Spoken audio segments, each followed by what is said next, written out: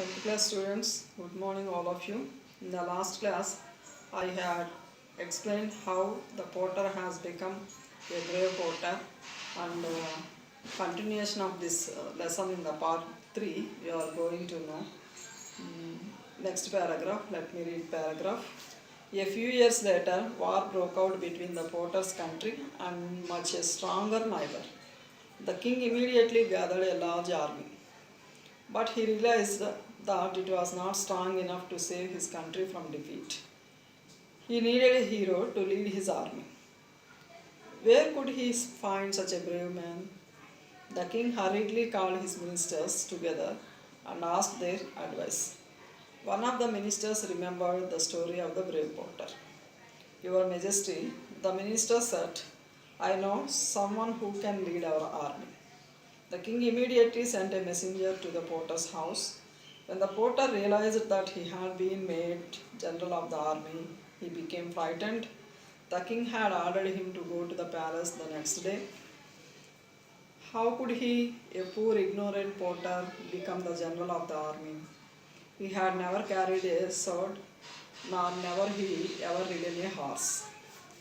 A few years later, war broke out between the porter's country and much stronger neighbor.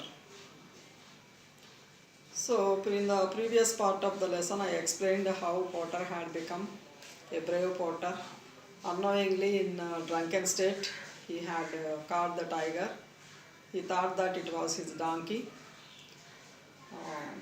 He caught that donkey and he caught the tiger. He felt it was his donkey. He tied to the tree with an iron chain. The villagers who passed by passed the porter's house looked in amazement. The porter had caught tiger. It was the tiger was very troublesome, and it had eaten all the buffaloes and goats of many villages. They tried to catch him, but they failed. However, it was done by porter, simple porter, but all the villagers appreciated and praised him for his modesty, being caught the tiger also.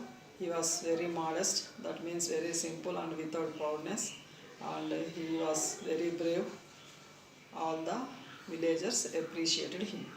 So a few years later, war broke out. War broke out means start to happen. Start to happen between Porter's country and the other neighbor country. That was much stronger than this country. But king immediately gathered. Gathered means collected. Collected a large army. But he realized it was not strong enough to save his country from defeat. But he noticed that what he gathered large army was not stronger than enemy's army. So he needs a hero to lead his army. Where he could find such a hero, he questioned himself. The king hurriedly, very fast, hurriedly called his ministers together and asked their opinion and asked their advice. King immediately called all of his ministers and asked their advice. One of the ministers remembered the story of the brave porter.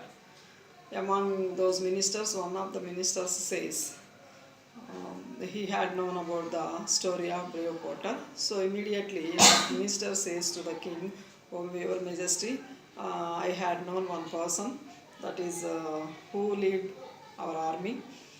The king immediately sent a messenger to the porter's house. Immediately sent a messenger. Messenger means a messenger is a person who carries a message. A messenger is a person who carries a message. When the porter realized that he had been made general of the army, he became frightened. So, general of the army, when the porter realized that he had been general of the army. That means general means an officer of a very high rank in the army. An officer of a very high rank in the army. So he became frightened. He was very frightening. He became afraid and he was so fearful, frightening, and he became frightened. The king had ordered him to go to the palace the next day. So hurriedly here, what I am telling you, hurriedly king had a meeting with the ministers and he wanted a hero to lead the army. One of the ministers says there was a porter who caught the tiger. He was very brave person. I know the brave porter story. He said, who said one of the ministers says. King immediately sent a messenger to the porter's house and he ordered him to come to the palace the very next day. And after knowing this news, the porter was very frightened. What news? He is going to become general of the army. So he became very frightened, but that was the king's order to reach the palace very next day. And how could he, a poor ignorant porter, not ignorant means not having the knowledge of something, become the, how could he, poor ignorant porter, become the general of the army? He had never carried a sword and never he ridden a horse. He never rides a horse, he never carries a sword. Oh, I shall die because of that stupid donkey, groaned the porter to his wife. He has only brought us trouble. Groaned, make a deep sound of pain. Groaned means make a deep sound of pain because he was feeling upset. Because of feeling upset. Oh, I shall die because of that stupid donkey. He groaned, make a deep sound of pain because he was feeling really upset because of that stupid donkey. He has to face all this trouble. He has only brought us trouble. Who has brought us trouble? Donkey. Donkey has brought them trouble, he said to his wife. The next day he went with his wife to the capital. The king was pleased to see him and ordered the porter to lead the army into battle the next day. The enemy were not far from the gates of the city. A splendid house had been prepared for the porter and his wife. The horse which would carry him into battle was ready in the stable. The next day he went. According to king's order, messenger came to the porter's house and he asked him to come to the palace. That was the message sent by the king to the porter. So according to king's order and message, he had to go to the palace. The very next day he went with his wife to the capital. The king was very happy to see the porter and he asked him to lead the army in the battle the very next day. The enemy were not far away from the gates of the city. They were at the gates of the city. A splendid house, that means very good, wonderful house, was given to the porter and his wife to live in. And the horse which would carry him into battle was ready in the stable. He explained everything to the porter. He is going to become the general of the army. He had to lead the army. He had to fight against the opposite kingdom. They are very strong enough than us. That's why they are waiting for this brave general of the army. So, however, he was given a splendid house to live in along with his wife, and the horse which would carry him was ready in the stable. The night the porter could not sleep. He was nervous and worried because he did not know how to ride a horse. If I fall off, everybody will laugh at me, he thought. I'll get up very early tomorrow and practice riding the horse. At dawn, the porter woke up his wife and they went to the stable. They saw the beautiful brown horse ready for its new master. Oh, how tall he is, sighed the porter. I shall never be able to climb onto his back. So next day he went to the capital and king felt very happy to see him, and he was given a splendid house to live in along with his wife, and the horse was also a beautiful brown horse is ready in its in the stable. And the night porter, at that night, the porter could not sleep. He was worried, he was nervous, he was frightened because he did not know how to ride a horse. How to ride a horse he didn't know, but he never rode a horse. How to ride a horse now? He said to his wife, and if I fall off, everybody may laugh at him. He felt very unhappy and he thought it, and he shared this thing to his wife. And I'll get up very early tomorrow and practice riding the horse, he said. At dawn, dawn means very early morning, the porter woke up his wife and they went to the stable. They both went to the stable. They saw the beautiful brown horse and it was waiting for its new master. Who was the new master here? Porter. It was waiting. Who was waiting? Beautiful brown horse was waiting for its new master. Oh, how tall he is. On seeing the tiger, he says, oh, as soon as he saw the horse, he said, how tall he is. Sighed the porter. Breathe out, sighed, breathe out. I shall never be able to climb onto his back. I can't climb onto his back, he said. Put this bench beside him, said his wife, and use it as a step. Okay, his wife said, advised him, suggested him to put a bench beside of the horse, and by taking help of that bench, he got onto the horse and use it as a step. Who said? His wife said. Even with the help of the bench, the porter had much difficulty climbing onto the horse's back. When he was finally seated, he found that the saddle was very slippery. Please tie my feet to the stirrups, dear wife, said the porter. Otherwise, I shall certainly fall off. So even with the help of the bench also, it is very difficult for him to climb onto horse's back. So finally he was seated. He found that the saddle means leather seat. Saddle means leather seat.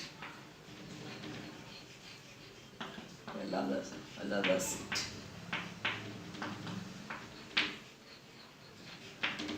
leather seat. He found that it was slippery. Please tie my feet to the stirrups. Stirrups means metal rings hang down on either side of the horse's saddle that support to the rider.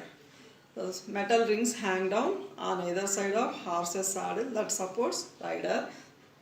Stirrups means metal rings hang down on either side of the horse's saddle that supports the rider. Okay, please tie my feet to the stirrups, dear wife, said the porter. Tie his feet to the stirrups, he said to his wife, and he asked his wife, otherwise he shall certainly fall off, he said. So he asked his wife to tie his feet to the stirrups. Stirrups means metal rings hang down on either side of the horse's saddle that give support to the rider. Saddle means a leather seat. His wife found some rope and bound her husband's feet tightly to the stirrups.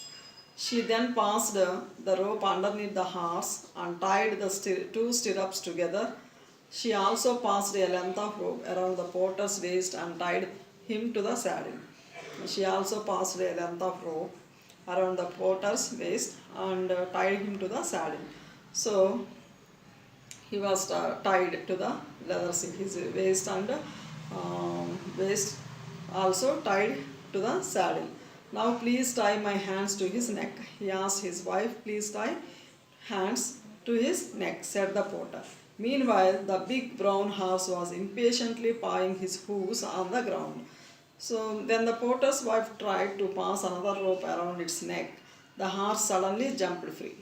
So she is trying to pass the rope around its neck, and suddenly the horses jumped free. It galloped out of the stable with the porter hanging like a sack of rice on its back. It galloped. Galloped means move very fast. Galloped. Move very fast. Move very fast. So It galloped out of the stable with the porter porter was hanging like a rice bag on its back. Only the ropes kept him from crashing to the ground. The porter held tightly to the horse's neck and prayed to all the gods to save his life. After galloping through the quiet streets, the horse crashed through the city gates and raced across the open fields. It leapt over fences and streams and began to head for the enemy's camp. When the porter realized where they were going, he tried harder than ever to stop the horse. He pulled wildly on the reins, but it was no use. The horse galloped on. So, when she was trying to pass another rope to its neck, the horse impatiently started jumping. It moved very fast and galloping over the fences and fields, and he is reaching somewhere. And he realized, whenever he realized where they were going, then he tried to stop the horse, but he couldn't stop the horse. But there was no use. The horse galloped on. The horse was running very fast and jumping very fast. He could not stop the horse. He tried harder, but he couldn't stop the horse. In the next part, we shall meet again, students. Read the completed part of the lesson. In the next part, we shall meet again. Thank you.